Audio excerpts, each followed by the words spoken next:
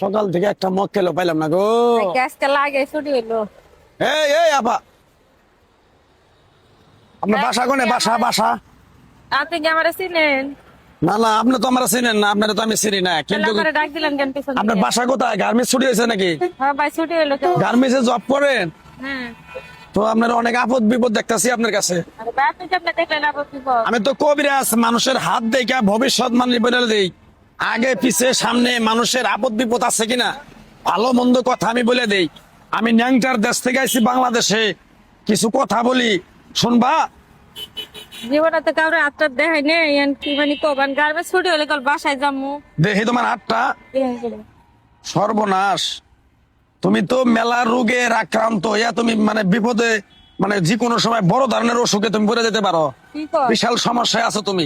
এল্লা তোমার নাম নাকি? নাম নাকি? সমাধান করবো কিভাবে? সমাধান আমি করে দেখেছি। তোমার নাম কি? আমার নাম বন্নি। মিছা কথা কবা না।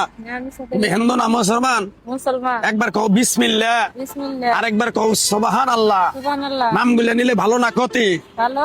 তোমারে তিনটা কথা বলে দিয়ে যাবো, কথা তিনটা যদি সত্য হয় সত্য বলবা, মিথ্যার আশ্রয় নিবা না তো। না। যদি কথা দুইটা যদি সত্য হয়, উপকার যদি হয়, তুমি আমার জন্য দোয়া করবা 2 রাকাত নামাজ পড়ে। অবশ্যই দাও। আরেকবার কবা বিসমিল্লাহ, বিসমিল্লাহ। আরেকবার কও সুবহানাল্লাহ। সুবহানাল্লাহ। আমার ওস্তাদে কইছে, পাগলারে তুই আমার সাথে 21 বছর ন্যাংটার দেশে থাকলি, যে কোনো সময় আমি এই পৃথিবীর মায়া ছেড়ে চলে যাব। তুই জায়গায় জায়গায় যে যাবি, তুই আমার সাথে যে থাকছ, এটার প্রমাণটা কি? তাই আমার ওস্তাদে রাহুল সান্ডালের হাড্ডি একটা দিয়ে গেছে। এই হাড্ডিটা মানুষের দেই, কারো কাছ থেকে টাকা পয়সা নিয়ে খাই না। আমার ওস্তাদের নিষেধ আছে, যদি গাছ গাছরা এই রাহুল সান্ডালের হাড্ডি বেচা তুই টাকা পয়সা খাস, তোর ফ্যামিলির লোকজনের ক্ষতি হয়ে যাবে। তাই যে আমি পাগলা তাবিজ কবজ গাছ গাছরা দিয়া কারো কাছে টাকা পয়সা নিয়ে খাই না। তোর কাছ থেকে সামান্য কিছু টাকা নিয়ে এক সন্ধ্যা বউ পোলাপান নিয়ে আমোদ সমত করে খামু, তুই দিতে পারবি? হ্যাঁ দিব। তুই এমন একটা ব্যক্তি, গার্মেন্টসে ডিউটি করস, সব টাকা পয়সা নিয়ে তোর জামাইয়ের কাছে দেশ, তোর জামাই টাকাটা নিয়ে অন্য জায়গায় খরচ করে ফেলায়, তোর ঋণ পাতি 1 টাকাও শোধ করে না। কথাটা কি কইছি, সত্য বলছি না মিথ্যা বলছি? কত কথাই কইছে। আরেকবার কবি বিসমিল্লাহ, বিসমিল্লাহ। আরেকবার কস সুবহানাল্লাহ। সুবহানাল্লাহ। তোর জামাই তোরে ঘরে রাইখা একদিনও মনে কর থাকে না, বাইরে বাইরে বেশি থাকে। কথাটা ঠিক না বে ঠিক? ঠিক কথা। রাগ করলি? না। আগে পিছে কথাগুলো বলছিলি, না। তাইলে তুই পাগলার কথাগুলো কিরকম বিশ্বাস করছ? বিসমিল্লাহ বলার সাথে সাথে তুই আমারে 500 টাকা দিবি, তোরে একটু রাহুল সান্ডালের হাড্ডি দিয়া যামু। তোর জামাইরে তুই ঠিকভাবে নিয়ম কারণ মাইনা তুই যদি জিনিসটা খাওয়াইতে পারস, তোর জামাইরে যদি কস এখানে বস, এখানেই বসবে, এখানে থাকতে কবি ওইখানেই থাকবে, তোর কথা ছাড়া একটাও কাজও করবে না। যদি ভালো হয় তুই খুশি না বেজার? আল্লাহ আমার সংসারে যদি শান্তি থাকে আমি ভালো হম না। মিছা কথা কবি না। না মিছা কথা বলি। আরেকবার কবি বিসমিল্লাহ। বিসমিল্লাহ। বিসমিল্লাহর বরকত নাই? আছে। আমি যে তোরে কথা কটা বলছি সত্য বলছি না মিথ্যা বলছি? সত্য বলছেন। রাগ করলি? না।